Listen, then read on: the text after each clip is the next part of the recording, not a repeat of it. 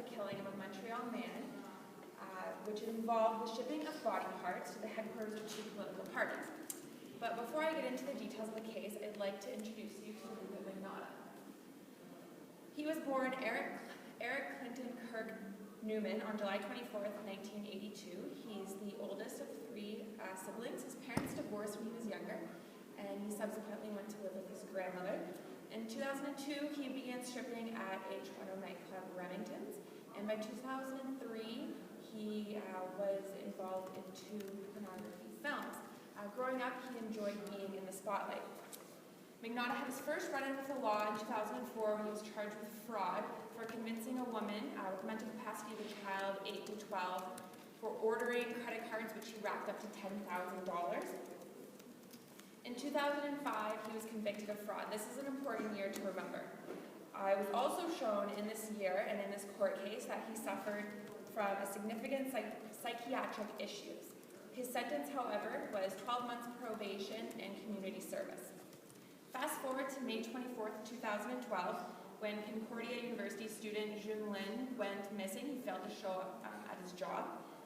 The next day, a video was posted online titled "One Lunatic and One Ice Pick," which showed a man who was being bound, murdered, and dismembered. On May 29th, packages containing human body parts were sent to Ottawa, to the Federal Conservative and the Liberal parties. Also, a torso was found in the park, and these were connected to the missing man, Jun Lin. On May 30th, Luca Magnotta was named a suspect. Basically, they have surveillance from his apartment, and they also have surveillance from Canada Post outlet, and also the man who owns the website in which the video was uploaded also pointed him out as the man responsible.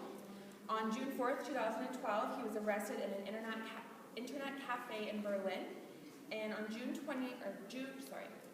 19th, 2012, he pled not guilty. So this is sort of where my presentation begins. So if you recall, I told you in 2005 it was shown that he had psychiatric issues. What I didn't tell you is he was diagnosed with paranoid schizophrenia. At the time, on top of the sentence, the judge basically told him to seek medication and get help.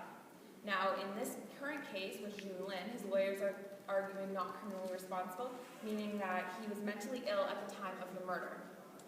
This raises a question.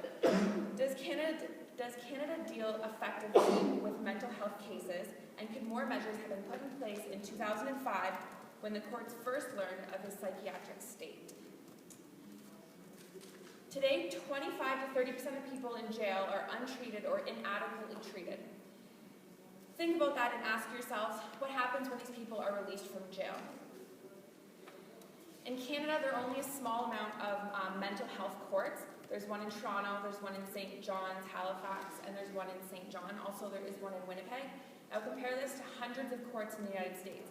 Now the purpose of these courts, as everyone involved in the court process has a huge knowledge of mental health, and also the goal is to stabilize, put a stabilization plan in place for these individuals instead of simply sending them to jail in order to prevent future occurrences such as the one that happened with Jun Lin. Furthermore, in this current case, if a person is found not criminally responsible, other issues arise. For example, a not criminally responsible individual who has committed a serious offense can be released on an absolute discharge without conditions or mandatory follow-up, once it's been satisfied that they can return to the community. Now ask yourselves, what happens when these individuals are released and they stop taking medication? However, there's another piece of the puzzle that we have to look at as well, which is our healthcare system. It has been shown that extreme acts of violence by mentally ill persons often follow repeated interactions with the healthcare system. The warning signs are there, but interventions by the healthcare system have proven ineffective. Cases like Luca Magnotta bring these issues back into the spotlight.